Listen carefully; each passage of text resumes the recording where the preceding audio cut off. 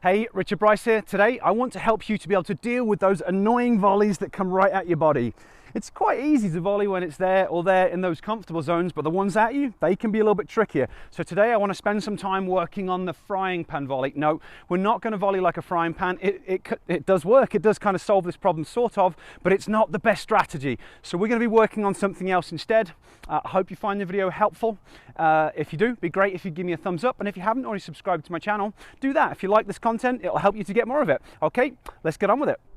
So the volley, is a fairly simple shot when the ball is there, or the ball is there, because you can just pivot, step into it, just that short punch through the line of the ball that hopefully you already know how to do. But those ones that come into you are a little bit more difficult because, as you know, you're going to be volleying with your continental grip. So you'll be in that position before the volley, and if it comes at you, actually you're okay on the low ones, because on the low ones you can just drop down into there. But when it's a little bit higher, you can't just do that with your wrist, because that is a really bad position for your wrist and it causes a lot of problems. Same thing on the forehand side. That's why that frying pan is the solution, because then you can just punch it away. But we know that we're not going to be doing that. So what we need to look at is we need to look at moving our body out of the way of the ball. And really what this is going to come down to is going to be the footwork. There's a good chance that you don't work on your footwork enough as it is, just plain and simply, but there's a very good chance that you don't work on the footwork for the volleys moving out of the way of the ball. So that's what we're going to be doing, starting with the split step. I've talked about this a lot, low and wide, because the lower and wider we are, the better we can push off in any direction, because remember, we might need to go for a wide volley, we might need to be lower and going for a low volley, we might need to be dealing with a high volley, or we might need to get out of the way for these balls that are at your body. So the movement that we're going to do, I'll start with the backhand first. I'm going to go for my ready position. I've got to get in this direction, so I'm going to be pushing off this leg, but what I'm also going to do is I'm going to kind of drop this foot underneath. So it'll be a combination, push off this and bring this underneath, and those two things are going to bring me out of the way of the ball. So it'll be a funny motion like that. Push off, and then there.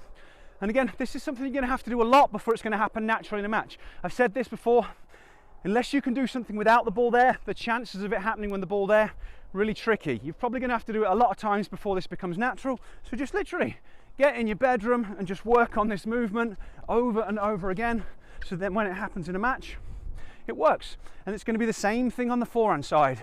I'll be pushing off this leg and just volleying there.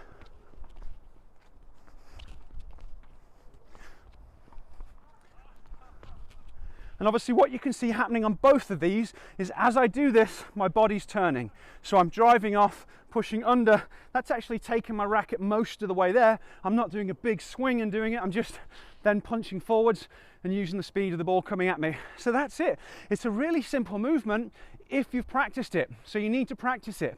Now, something that's going to come along with this is the speed of your reactions. When you're at the net, you've got much less time to react than at the baseline. And one thing that causes problems in this is, firstly, not practicing that movement, but secondly, how quickly you can see what's coming at you. Ideally, we're landing just after our opponents make contact, and then we can do all this stuff. But still, you've got to be able to react quickly based on the visual information. And unfortunately, a lot of adult tennis players' visual system doesn't work well enough to do this stuff in a way that will let them play at the standard they want to. The good news is you can actually train and work on your visual system, and you can improve that. You can basically give yourself faster reflexes and faster reactions at the net.